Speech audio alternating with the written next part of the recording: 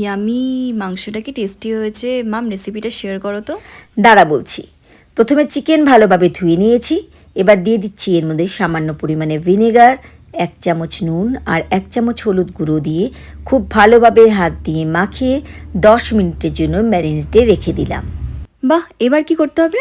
তেল গরম হয়ে গেছে। এবার দিয়ে দিলাম এর মধ্যে চিকেনের পিসেসগুলো, দিয়ে হালকা দুপিটে লাল করে ভেজে নিচ্ছি। ভাজার সময় কিন্তু অবশ্যই ঢাকা দিয়ে ভাজতে হবে, কারণ এই সময় কিন্তু প্রচণ্ড পরিমাণে তেল ছিটবে। আমার তো খুব ভয় লাগে যেভাবে তেল ছিটে আসে। এবার ওই তেলের মধ্যে দিয়ে দিলাম কিছুটা গোটা গরম মশলা আর দিচ্ছি পেঁয়াজ কুচি। পেঁয়াজের পরিমাণটা কিন্তু এখানে আমাদের একটু বেশি দিতে হবে। একটু লাল করে ভাজতে হবে তো? না, অত লাল করে ভাজতে হবে না, সামান্য একটু কাঁচা ভাবটা চলে গেলেই হবে। এটা কি বাটা গো? আদা, রসুন আর কাঁচা লঙ্কা বাটা।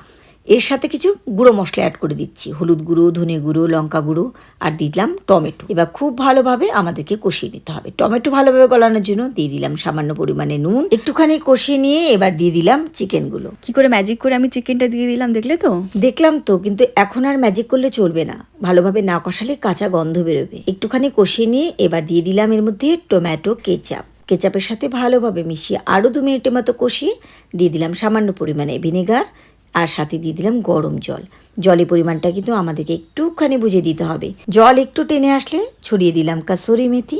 মেথির সাথে মিশিয়ে নেওয়ার পরে আরও 2 মিনিটের মতন ফুটিয়ে নিলেই তৈরি হয়ে যাবে আমাদের ইয়াম্মি, লাজবাব, সুপার টেস্টি চিকেন কারি। স্মেলটা কিন্তু দারুণ বেরোচ্ছে। এটা ভাত, রুটি, ফ্রাইড রাইস, পোলাও যেটা দিয়ে খাবি খুব ভালো লাগবে খেতে।